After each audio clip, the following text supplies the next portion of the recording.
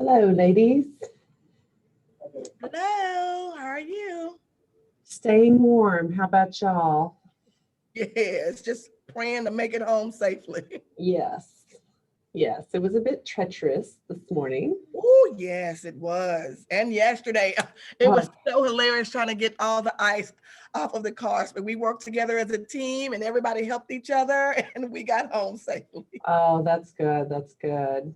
Yeah. I know yesterday when I walked out, my car had only sat there for about 30 minutes out in the ice and I couldn't get my passenger door open. Oh, I know. That was another one too. Oh, That was another one. Mm-hmm. Well, I know you don't see me on screen. You see my laptop, but using my laptop as a model as to what we're going to go over today. So y'all will have an idea of what is there. Oh, perfect. For everybody to use. So you won't be looking at me, you'll be looking at my other screen. But the problem is when you go into this program, it shuts down to one screen. Okay, yeah. So I couldn't have the Zoom and and the program on at the same time. So gotcha. We have a few more people that will be joining us. Kelly, are you doing okay today? Good deal. Good deal. And there's Amy and there's Carolyn. Hello, Amy. Hello, Carolyn. Hope everybody's staying warm. Yeah.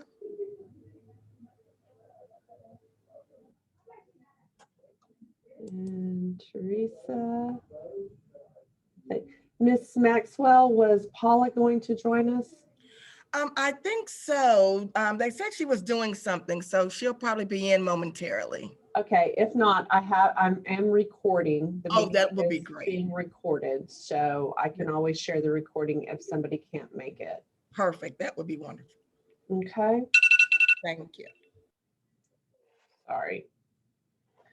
Let's give her about one more minute and we'll go ahead and get started.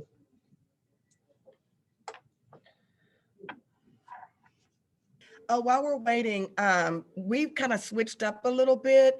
My second period is going to come in during 8th period. So my kids will be in here. Hopefully I can stay in on the Zoom, but I know I have some things to teach them.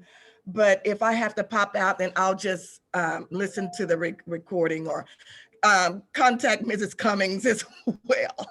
Okay, if you need to, just let me know if you have to pop out for some reason, and then that way I can send the recording to you as well. And I'll go ahead, you know what, and what I can do is just share the recording with all of y'all, and then you have it to refer back to. That'll be perfect. I also have a just an outline of notes that I've taken over the program that will hopefully help you guys as we work through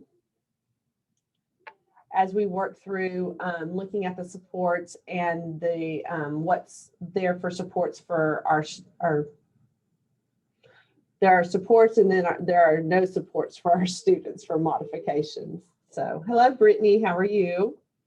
Good. How are you doing? Hello, Ms. Sanders. Hi, Ms. Maxwell. How are you? Hey. Okay. We're just waiting on Tara, and I know she replied that she would be with us. So, well, we're going to go ahead and get started. So you ladies are going to just get to see my laptop. On your laptop, you need to make sure you have a little Texas flag that's called STAR Online Testing Program. Make sure that's on your laptop desktop, because that's what we will be going through. If you do not have that, all you have to do is go to the Waco ISD website and download the software. Okay. So we're going to go ahead and get started, and I'm going to go ahead and click this open. Well, maybe. There it goes. Okay.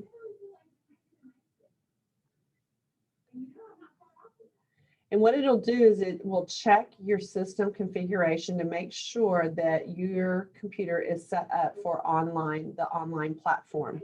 You have summative assessments, you have interim assessments, we have practice, tutorials, and then exit.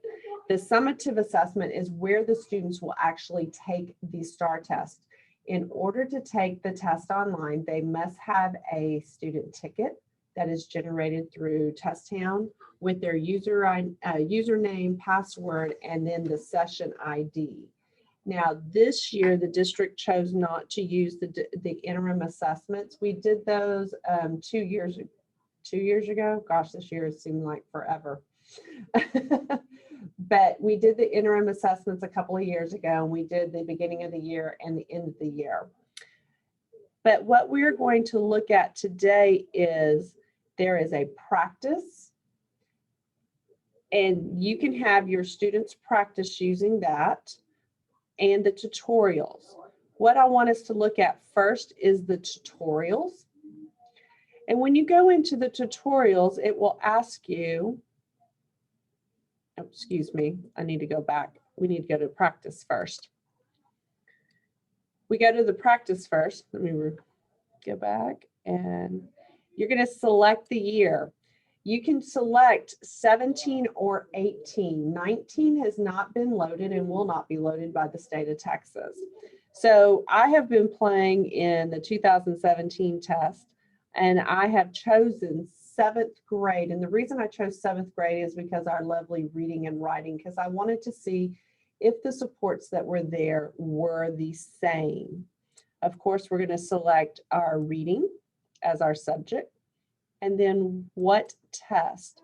And this time I'm going to ask for no personal needs preferences. And that means that the students will not have any support while they are taking the test.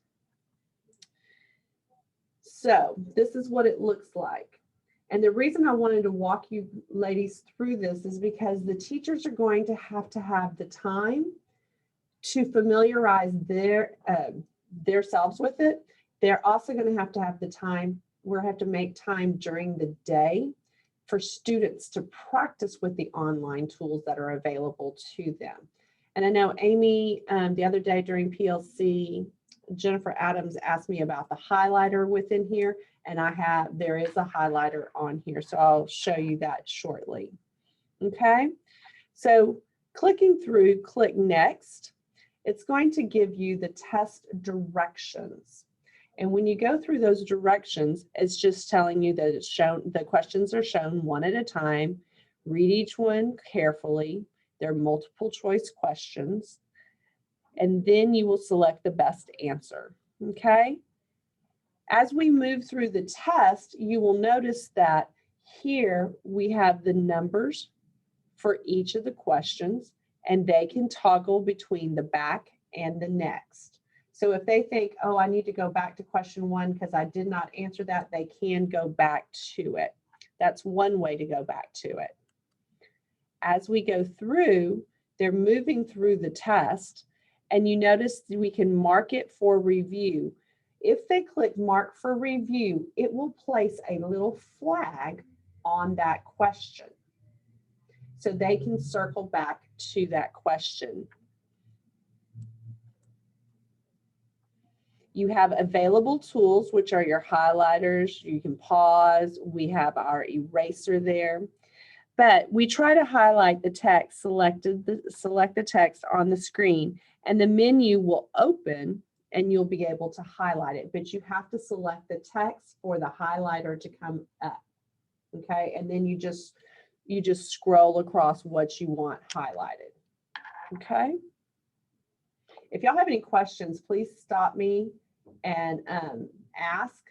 I will also send you my online notes that I took through the tutorial. Okay, we're going to go ahead and click next. Well, maybe.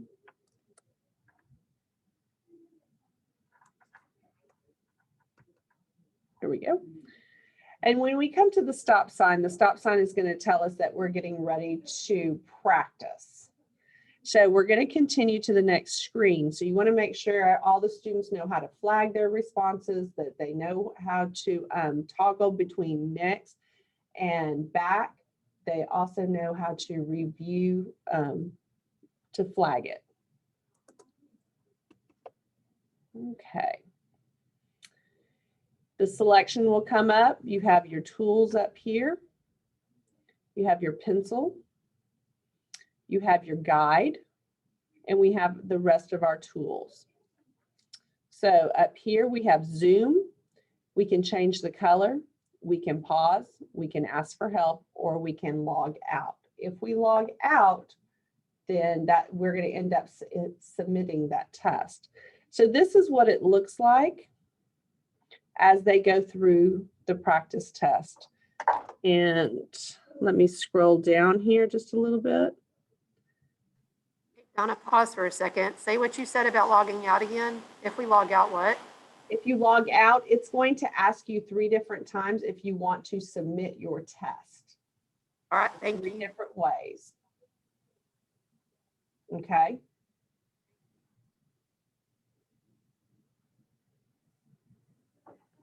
Okay. For some reason, my cursor is not wanting to cooperate with me this afternoon. It's probably cold too. So you notice that the reading selections will be here on the left-hand hand side of the screen, as well as the questions will be on the right-hand side of the screen. They are able to use these tools right here, such as the eliminator, the guidelines, the eliminator, or the pencil. The eliminator, if I choose to use the eliminator, I can cross out the answers that I do not want to choose. And I can do that with every answer that I'd like. The guideline, this is really nice, a nice feature here, because it can help our students that are slower readers, and they can move as they are reading the text. Okay. Now remember, these are the only supports, the guideline, the eliminator, and the pencil for this. Okay, Donna, I do have a question. Yes.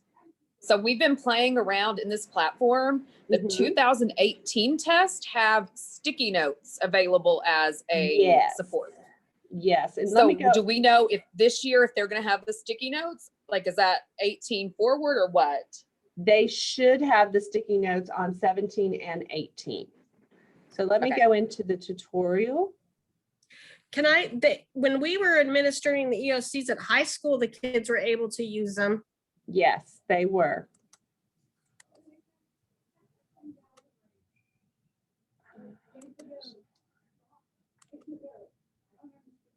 So when you go into the tutorial, you can see that the questions are there. It also takes you through, the student tutorial takes you through each one of those, Amy, and sticky notes is one that takes them through. So let me go back just for a minute to go back into the tutorial. You'll notice that there are flags here. So you have that review flag, so you can mark it for review.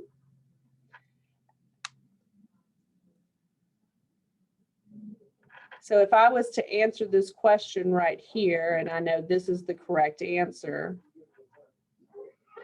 I can click next.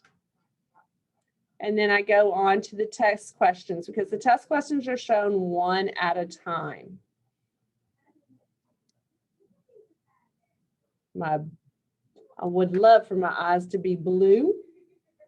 It's just taking them through it. We want the students to go through this tutorial piece before they go to a practice STAR exam. Is there just one tutorial, or there's specific tutorials for the different things? There is only one tutorial. It does not matter reading or writing. There is only one tutorial. And they go through it more than once if needed? Yes, ma'am, they sure can. Because I have probably been through this now about 9 times. And I just was able to download the software on Wednesday. So I've been practicing and playing with this tutorial to see the differences and see what's difference between the writing and the reading. So we know what is there. How long does the tutorial take? It took me about 30 minutes to go through it. You could probably go through it a little bit faster, but with explaining each of the tools to the students, it may take right up to about 30 minutes. And letting them see how to use that, each of those tools. So anytime they need help, there's a help button up here at the top that they can choose. Each time they're going to click next. Here is that highlighter. It gives them a little video of how to use the tools, and then it lets them practice. So it shows them that you're going to need to use the highlighter, you drag it across, and that's how you highlight. Go down to the question number. The question number lets you choose an answer, drag it across, and you've highlighted. And Amy, I know that was something Jennifer was concerned about with our students using the highlighters. And you can also go back, click on it, and you can erase it. Erase the highlight, okay? The next one is the pencil. So when we look at the pencil, you can make 3 kinds of markings on the pencil, and the pencil's usually used to mark their pictures or graphs. Circle words. They can use 4 different colors, depending on what they want to mark. I see the pencil as being a fun, a fun tool to use. Okay.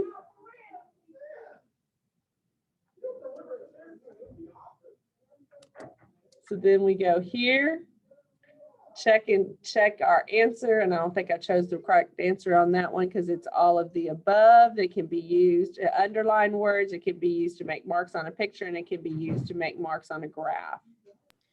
Miss Morgan, Yes, ma'am.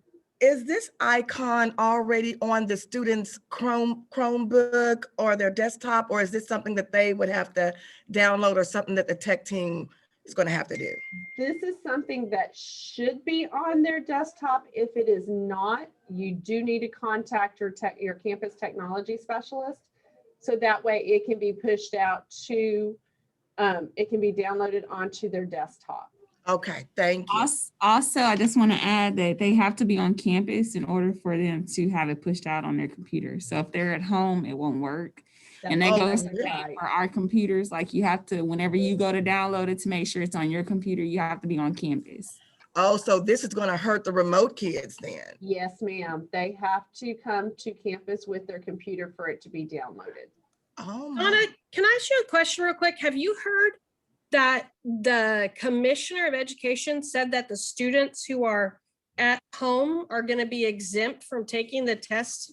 Yes, that came out last night. Yeah, I saw that too. Commissioner Morath said if the students are virtual students, they can opt out of taking the STAR test.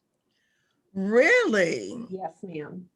My question following up after is, are we then pushing our virtual students to take the DBAs? Good question. I would still have them take the DBAs because that is going to be part of where are they at. So you can see as a campus and as a teacher, that's also going to give us information. Even if they're not taking the STAR test, they still need to be learning the information that goes with that grade level. And that does give us some progress. Donna, I think what I think what I'm asking more specifically is we'll push it out and try to get them to take it, but at what level do we need to pursue the students who don't do it within a week or so, the ones that we can't connect with that have consistently been a problem? If they have not taken it within the week, I would not push it. Okay, So we're basically just going with the data from the students who take it on campus or who chooses, the remote students who choose to come on campus. Correct. Okay. The more students we have take it, it's just going to help us with more information about that student and where that student is with their learning. Okay. I know, I was shocked when that came out yesterday. I Okay, can just see a bunch of parents trying to keep their kiddos at home. So if the people try to keep their kids at home, will they be required to make up the test? well, they have 2 weeks to make up the STAR test. Okay, Up to 2 weeks when the actual STAR test comes out. So even if they are absent on the day of, say, our reading test, 7th grade reading test, we still have, as a campus, when if they come back the next day, we can still capture them to take the STAR test.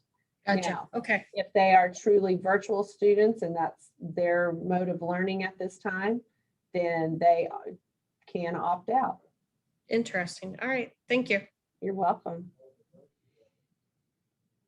Okay, so we have the eliminator. We talked about the eliminator. We're going to move on through. You also have a clear to remove any marks made within the test.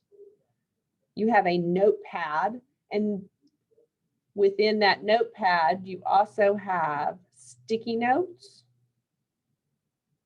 You have a dictionary, so everybody has access to the dictionary.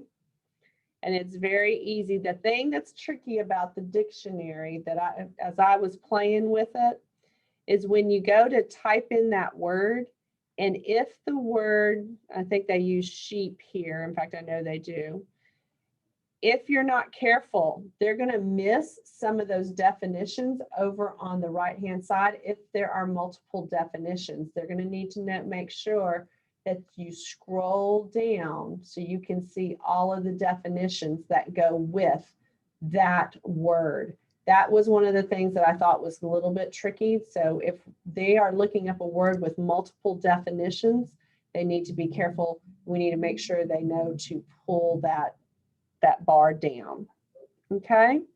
Hey, Donna, do they still have the option if we have paper dictionaries in the classrooms to choose those if they want to use them? Yes. Yes, you do. Again, you have the guide rule here that helps the students as they're reading. Right there. And it gives them that red line. Some of our students will play with that. Some of our students will use it. I'm not seeing a lot of our middle school students using it, but you might be surprised. Might help with some more comprehension. Donna, they can't change the color of that, for example, if they use an overlay? Yes, and we'll get to that in just a minute. Okay, the next part is you can zoom in and zoom out. They can zoom in on the question and zoom out. They want to enlarge.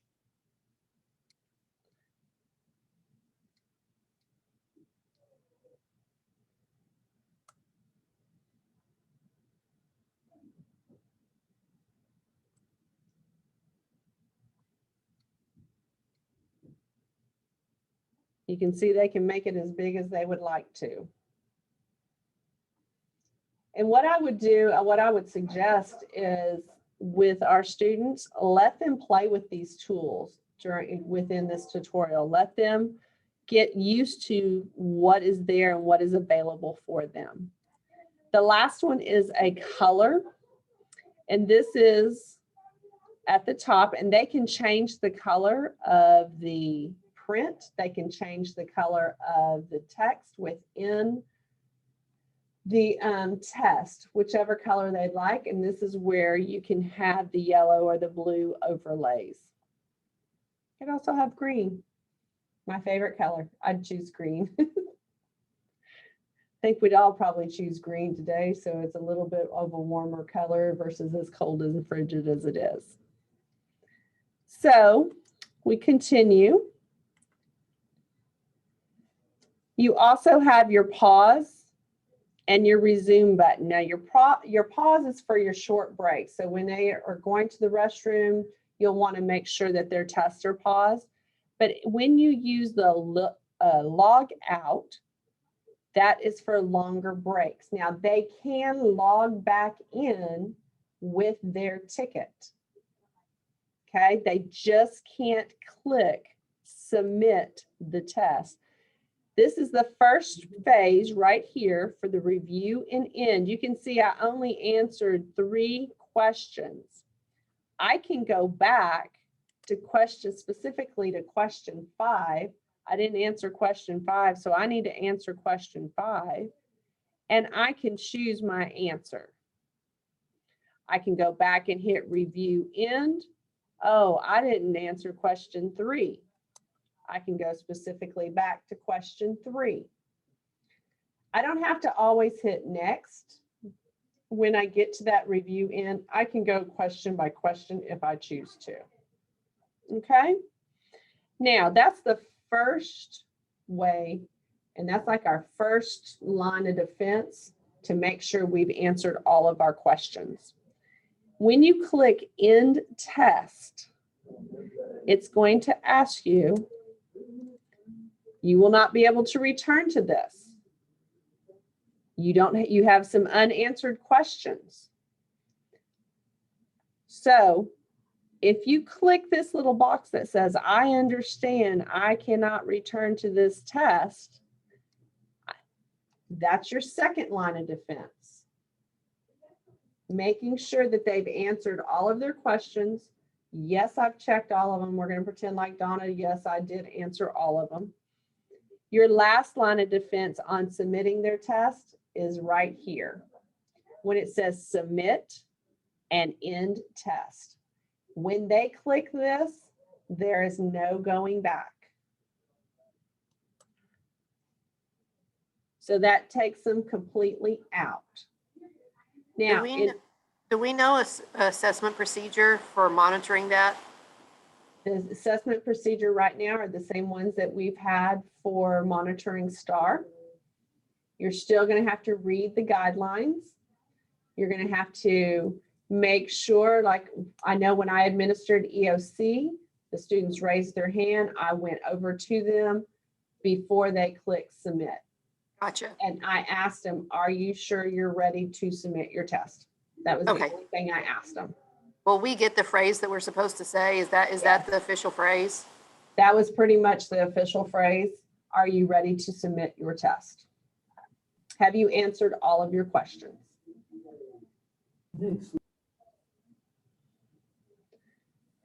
Now, the 2 things that are different, all of those tools are the exact same for reading and writing, with the exception, writing has a written box to type in, and I'm going to pull that up.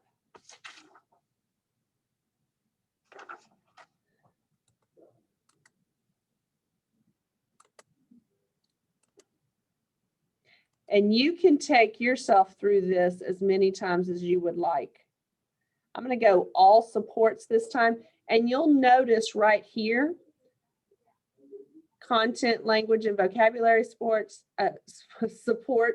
sorry, not sports, supports. We have text to speech, we have spelling assistance, ASL, and speech to text. So we're going to go supports this time.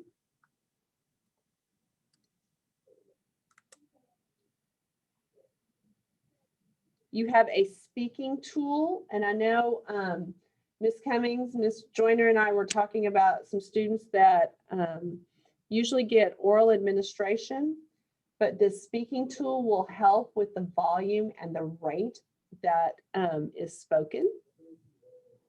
The quick brown fox jumps over the lazy white dog. It's going to ask them, can you hear it? Speech confirmation, yes or no. If they can't hear it, then we need to make sure we turn the volume up. We're going to move through the tutorial again, and you'll notice this tutorial is almost exactly the same. You'll see at the bottom, you have speak, but this time you have audio. So you also have audio here.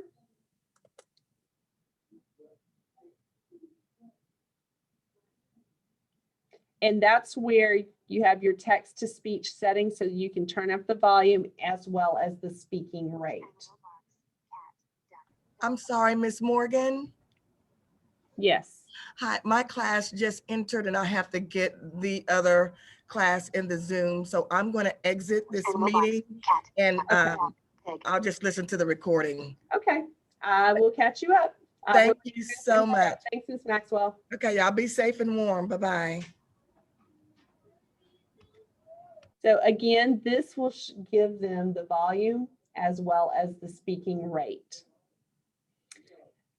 We have mark for review, multiple choice, written response. The written response, what it will do is it will pull up a box.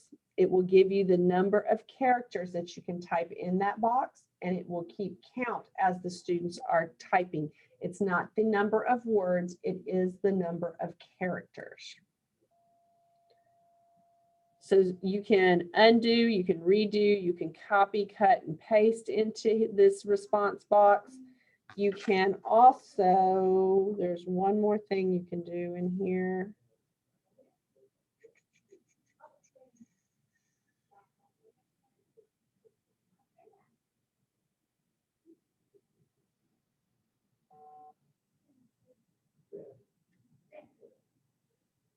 Nope.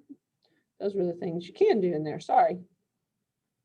Okay, you can they can have spelling assistance. Now remember, this is for students who have support. Again, you have the pencil, they have the highlighter, the pencil, the eliminator, again, the clear, the notepad, the sticky notes,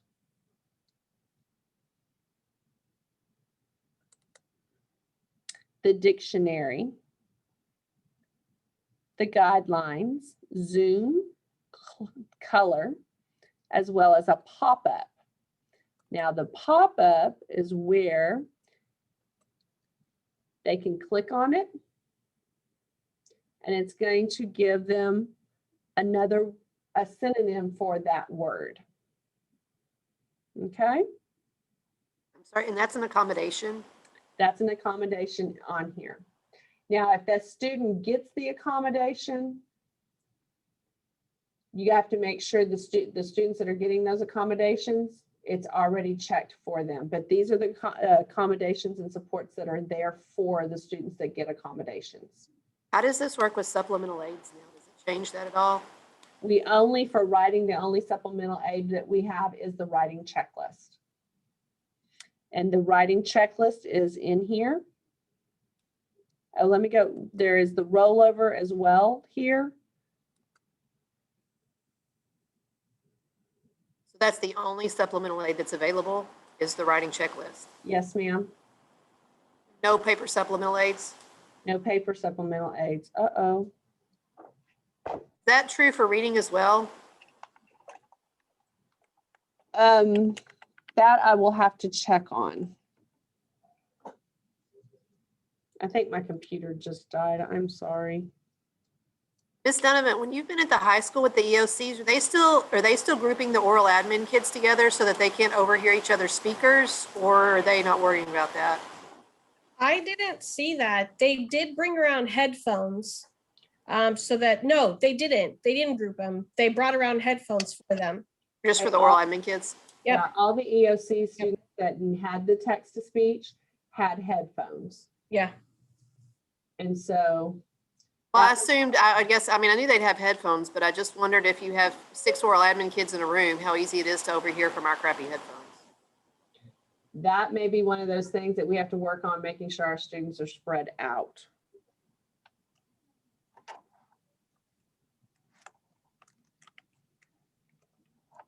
Sorry, I didn't realize my computer was that low on battery. Okay, so we have, this is the writing checklist. Well, if it's going to come up.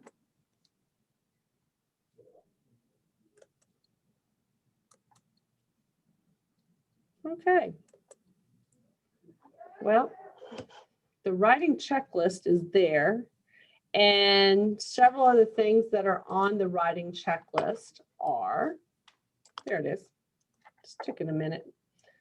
So, did they write?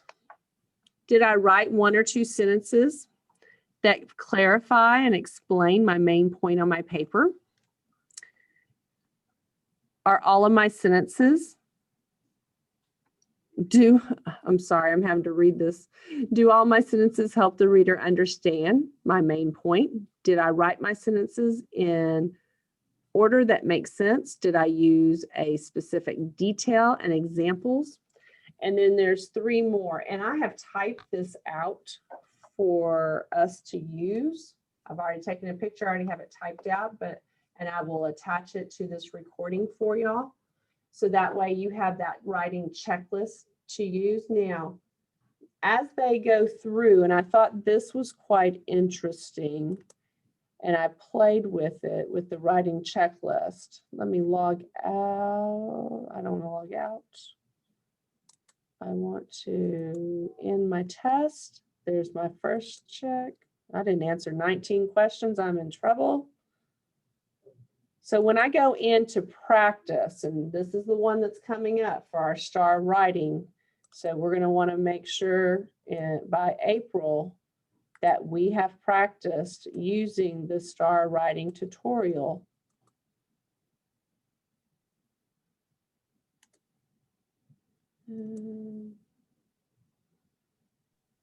Hey, Donna, is the actual test locked so nobody can accidentally click on it? Not that I'm aware of. So when you say the actual test, which test do you mean?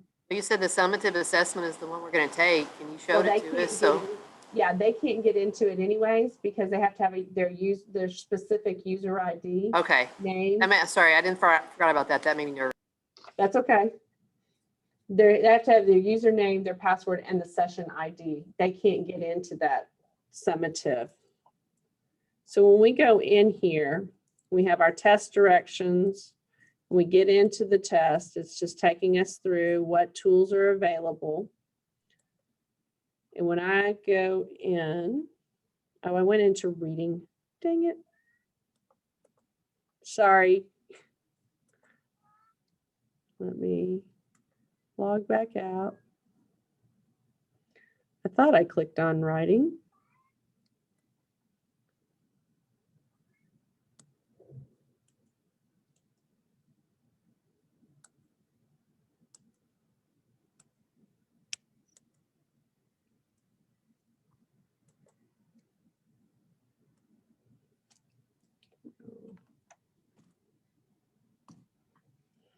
Okay. You have their test directions moving through the test again, giving you all your available tools. And remember, this is someone who doesn't have any supports for them. Here is what the written composition piece looks like. If I was to type over here in this box, it's going to keep count of what I'm typing. And you notice the count is, the character count is right here at the bottom of the box. They can go up to 1,750 characters for the writing portion. Now that, again, that's not words, that's characters, okay? That is the big difference that I've noticed between the reading and the writing. And then it takes them straight into the passages for revising and editing. Now, you can make available to them scratch paper. So that way they can create their graphic organizers that they've been using. They can use anything like that, but they can use any kind of scratch paper. And I know when I administered EOCs back in December, I had 2 students that asked me for scratch paper and the other one chose no scratch paper. So we just need to make sure that's available to them.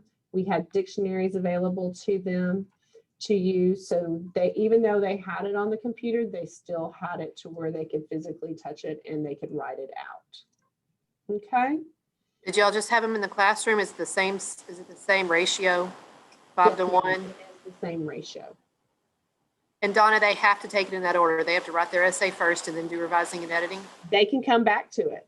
They can do They can come back to their writing. Ma'am? They can come back to the writing. Yes, ma'am. Okay. Because remember, they always have this back button right here. So they can skip over those questions. And when you come up to that review and end, it's going to show you, oh, you didn't do that piece. I need to go back. Okay. Because I know there are some students that do like to write first, and there are some that like to do the revising and editing first. Questions. Good questions, Kelly. Amy? Questions? I think we're good. We've been in it playing with it. So hopefully our teachers here already have an idea of what they want to be showing Okay. their students. Well, like I said, my suggestion at this point, and I'm gonna move my camera. Yeah, I'm talking to y'all again. My suggestion is that during your PLC, before, like a week before, 2 weeks out, teachers need to already become familiar with it now, but we need to figure in a practice day or practice couple of days for the students to do the tutorials. So that way they are very, very familiar with those tools that are available to them. The other piece of that is we need to make sure that our students that have accommodations are aware of what accommodations they get. If they get text to speech, speech to text, then they need to be aware of how to use that tool. Okay? Donna, the practice passages, is there any way to pull grades from those? No, there's not. There's not. That's the bad thing. So, I mean, if you're going to practice, I would say practice with 4 or 5 questions. Everybody go to question 10 through 13 today, and we're going to practice using this tool. So you could even take it to that piece to where you're practicing with only 1 or 2 of the tools available to them. Okay. Other questions? Good questions. But I didn't want, I found out this week that I didn't have access to this, and I was like, oh my goodness, this wasn't on my radar. And then it was like, oh my gosh, I need to make sure y'all are aware. So y'all have a plan in place of when your teachers are going to have to be proficient using this, and they know the ins and outs of it. And then as well as what is your timeline and your schedule for training the students. Because we don't want them to go in there blind. We want to make sure that they're prepared as much as possible. And even though we're testing in Eduphoria has some of our tools, but not all of the tools that are there and available to them on that STAR online platform. Okay? Kelly, Other than, sorry, couldn't you create an exit ticket? yeah, that's what I was thinking. We'll just do it on paper and have them put their answer on paper and their thinking. Mm-hmm.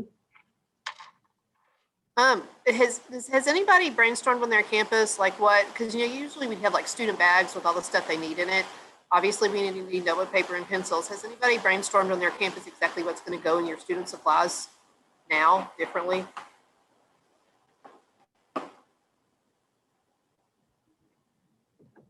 Amy, Carolyn, have y'all got that far in the planning? I know when we did EOC, we had it was in the buckets, paper, pencil, and we had a baggie that we put the used pencils in. They went in that baggie, and a baggie that had the good pencils that were all nice and clean. So 2 baggies, that was helpful. And it was just a stack of notebook paper, because, all that notebook paper, when they're writing in their they're using their scratch paper, that all has to be shredded anyways. But we had a few additional items like highlighters, color pencils, and dry erase markers. So like, since it is online and it's not paper, just trying to see, do we need to take it, have those same supplies as we usually would have? Brittany, that's a good idea for dry erase markers because they could write straight onto the desk and wipe it off. We're keeping those things in the bag, but we're adding wipes. Like if they do get pencils, they're keeping the pencil, we're not taking it back. And so we're just ordering enough to where they just keep it.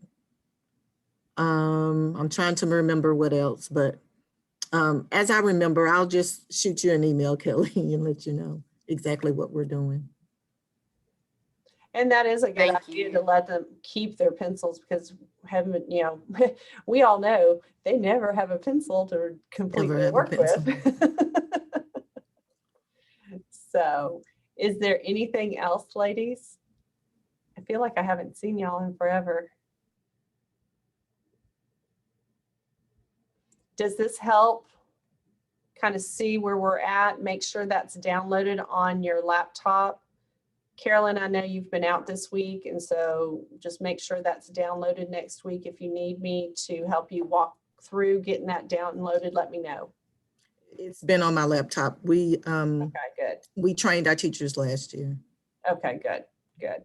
And if you've done online testing before with students from last year, you're familiar with the online platform, but you just might not know of all of the supports that are there for the students.